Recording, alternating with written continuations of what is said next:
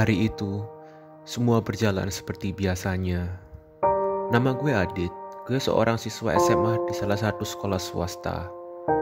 Gue tinggal di rumah yang kecil yang mungkin kurang layak untuk ditinggalin. Gue tinggal di sana bersama dengan adik gue, Eli. Ini adalah bunda gue. Ia adalah seorang dokter di salah satu rumah sakit swasta. Namanya Dr. Suryani.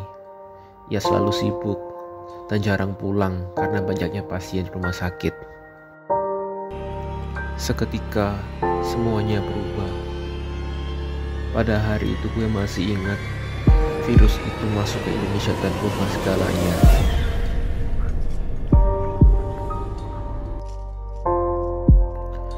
Hari-hari berikutnya banyak orang di Indonesia yang tertular virus ini disebabkan karena penyebarannya begitu cepat.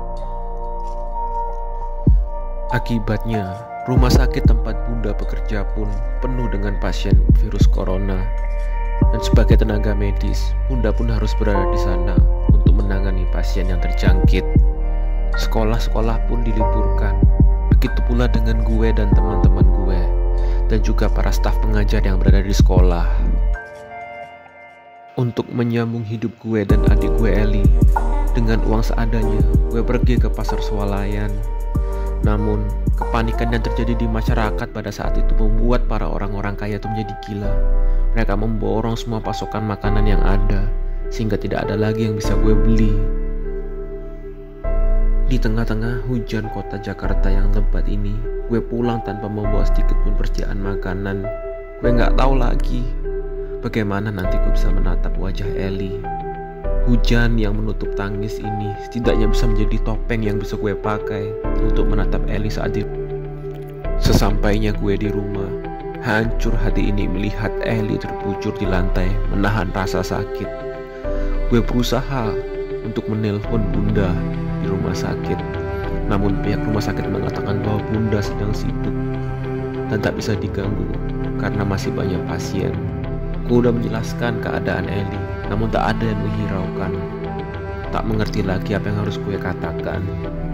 Dalam ratapanku, di tengah hujan kota Jakarta, aku membopong Eli ke rumah sakit tempat bunda bekerja.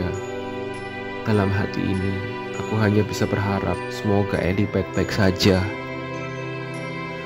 Sesampainya di rumah sakit, yang kulihat hanyalah kepanikan dan desakan dari pasien corona yang semakin bertambah.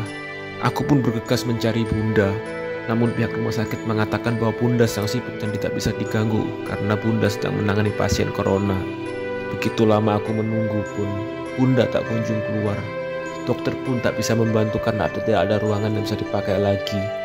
Tak ada yang bisa aku lakukan selain menangis dan berdoa untuk Eli. Saat mentari terbit, tubuh Eli pun menjadi sangat dingin dan kaku. Salah seorang dokter memeriksa kondisi Eli.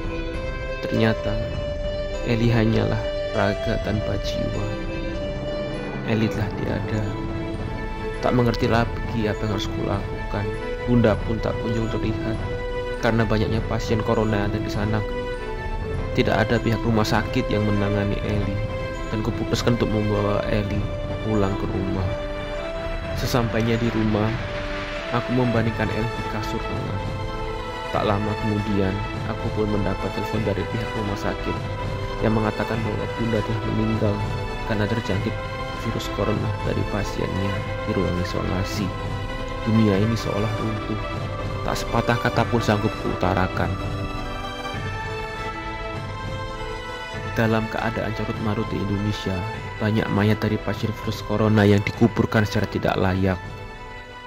Maka dari itu aku memasukkan Eli ke dalam suatu kotak kayu dan menguburnya di dalam rumah. Setelah itu, aku memutuskan untuk melanjutkan hidupku dan bercita-cita untuk menjadi dokter. Dengan segala upaya pun aku tempuh. Aku berusaha keras untuk bisa menjadi seorang dokter yang sukses. Dengan tekadku dan usaha keras, akhirnya aku pun bisa menjadi seorang dokter yang terkenal di kota Jakarta. Banyak orang yang sudah kusembuhkan dan kuobati. Banyak penghormatan dan penghargaan yang telah aku raih atas prestasiku di dalam bidang kedokteran ini. Dan wabah ini pun menghilang dengan seiring waktu. Namun, hal yang sangat tidak terduga adalah munculnya kembali wabah ini di 2034 di Indonesia, dan kepanikan pun terjadi kembali. Pemerintah pun dengan tegas melakukan kembali investigasi terhadap penyebab kemunculan kembali pandemi ini di Indonesia. Salah seorang detektif dari pihak kepolisian menemukan suatu fakta yang menarik bahwa munculnya kembali pandemi ini berasal dari tempat rumah sakit aku bekerja. Tanpa membuang waktu, polisi pun langsung menuju ke rumah sakit tempat aku bekerja dan melakukan penyergapan terhadap pelakunya. Hal yang tak mereka ketahui adalah bahwasanya akulah dalang dibalik merebaknya kembali pandemi ini.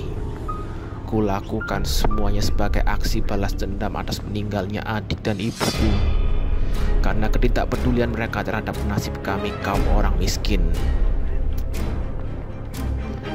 Aku mempelajari virus ini dari tubuh Eli adikku yang telah aku awetkan, dan akhirnya aku kembangkan dan kusebarkan. Mereka mengatakan psikis dan jiwaku sudah terganggu, tetapi sesungguhnya nurani mereka lah pemicunya. Dan mereka mau manggilku Joker.